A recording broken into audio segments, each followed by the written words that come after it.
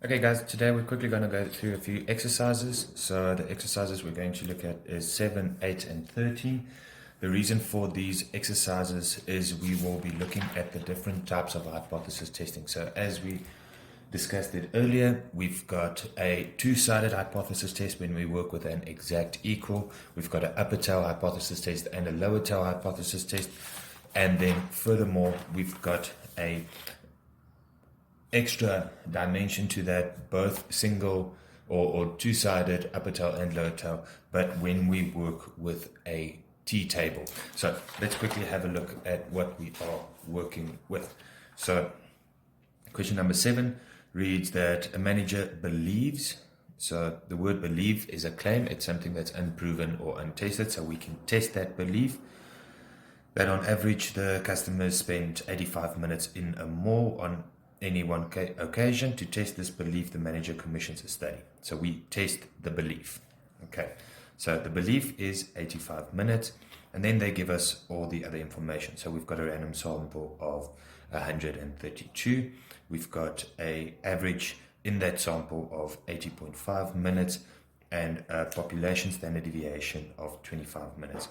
And then they ask us in the 5 steps that we have gone through. The first step is define your hypothesis. Second step is get your area of acceptance or rejection. The third is get your Z or T stat. The fourth is compare that to your area of acceptance or rejection. And then the fifth is write a conclusion. All right, guys, so let's have a look at what we were given. So usually how we write this out is you write out the belief. So the belief is that the population mean is 85 minutes. And then the opposite of it is that the population mean is not 85 minutes. And only after you've done that, you add the null hypothesis or the alternative hypothesis. The reason for this is you want to see which one of the two has got the equal sign. So this is the claim that's been made. All right. We know that n is 132. So already we know n is bigger than 40, and therefore we use the Z table.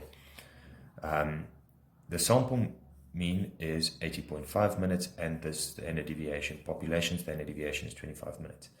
All right, so then they ask us, what are we using, Z or T? So already we've seen that n is bigger than 40, so we use the Z table.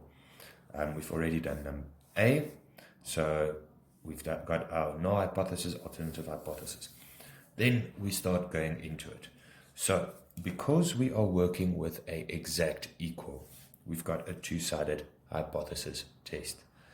We've got a level of significance of 5%, and there is a table, I think it's table 8.1 in your textbook. So now we need to go to step number 3.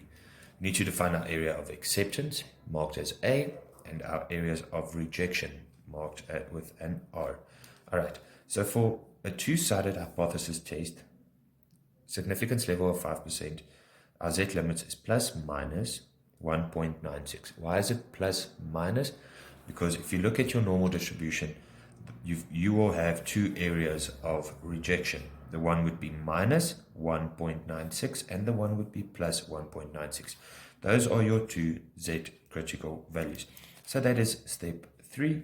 Then we go over to, that is step 2 actually. Then we go over to step 3. Step 3 is getting your Z stat value. So your Z stat value is your Z transformation, sample mean minus population mean. Remember that this, in this equation, is always your null hypothesis. So whatever you put in here in the equation is your null hypothesis. And if we look here, you, or your population mean, the claim is 85. So we've got that, 80.5, 85, 25 is our standard deviation over the square root of that. And then we get a value of minus 2.07. Now when we compare this value back to our areas of acceptance and rejection, we will see that the lower limit of our Z crit is minus 1.96, and this value is even smaller than that. It is minus 2.07. So therefore, it falls in an area of rejection. So therefore, we reject our null hypothesis.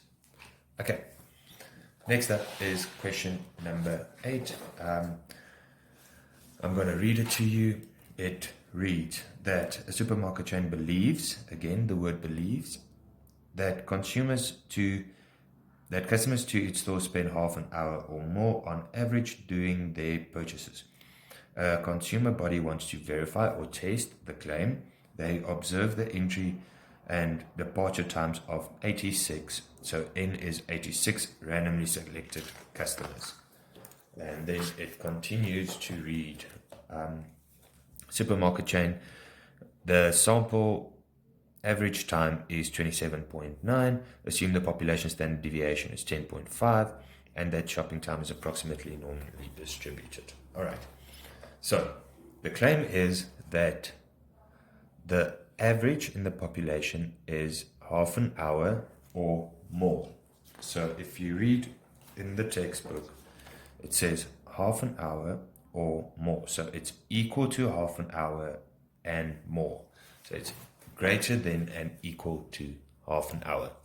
Therefore, your alternative hypothesis is everything that is not. So you've got smaller than half an hour. They've given you the sample size is 86, population standard deviation is 10.5, and the sample mean is 27.9. And we know that this N value is bigger than 40, so that tells us we are using a Z table.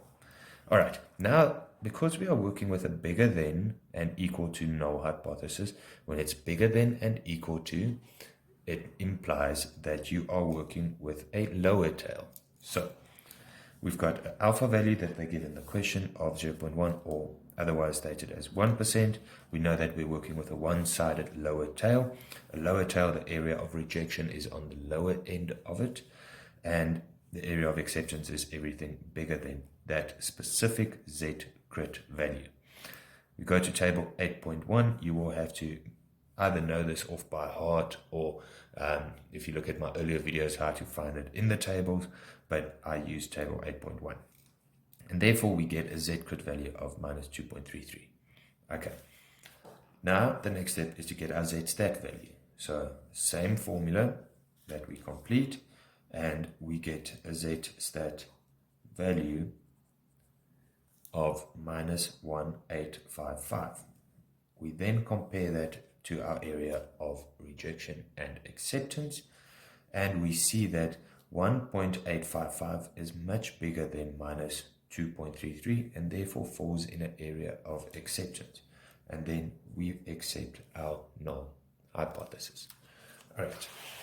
Now, last one that I'm doing is number 13, because I want to show you guys how to interpret the T values. So when we read number 13, it reads, a company, Marathon Products, has purchased a large quantity of steel wire from Gate and Fence. The supplier, Gate and Fence RTI, claims that the wire has a mean tensile strength, breaking strength of more than 80 kgs. Marathon Products will only accept the consignment of wire if this claim can be supported.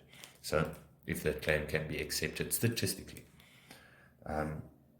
The quality controller sampled 26. Now already we see that our sample size is quite small. It's less than 30 and 40. So as I mentioned earlier, there's some books say that less than 30 you use T, some say less than 40. To be safe, use 40 of the wire, and found that the sample mean tensile strength is 81.3 with a standard deviation of 3.6. Assume that the tensile strength is approximately normally distributed. And then the rest is just the same questions they keep on asking. Step one is we need to say, all right, there's a claim that it is bigger than 80. So the claim is that it is more than 80. So that is our claim. And then everything else is the other one, is smaller than or equal to 80. Remember that your null hypothesis is the one with the equal in. So this is where it might get a bit confusing. So in the first two, your claim was the null hypothesis. However, in this one, your claim is the alternative hypothesis. So remember that, to know which one is the claim. Okay. And remember that you can only accept or reject your null hypothesis and therefore make an inference on your alternative hypothesis. We've got a level of significance of 5%, n is 26, which is smaller than 40, therefore we make use of the t table. Our sample mean is 81.3, and our sample standard deviation is 3.6. So first step is after that is we want to get our areas of acceptance and rejection. We know that our null hypothesis is smaller than or equal to, therefore we work with a one-sided upper tail. One-sided upper tail, we know the rejection area is on the upper tail or the upper end of the graph, and everything smaller than that t-crit, because it's smaller than 40, we can accept. How do we get the t-crit? We get our degrees of freedom, which is n minus 1. 26 minus 1 will give you 25, and we know that our alpha value is 5%. Then we can quickly have a look at table number 2 in appendix 1, and we go to our df value of 25 and 0.05. So alpha value of 5% and 25 will give you 1.708. So that's where I get my 1.708. Why am I using 1.708? Because it's an upper tail. If it was a lower tail, this would have been a negative value. It would have been minus 1.708. And then we get our t-stat.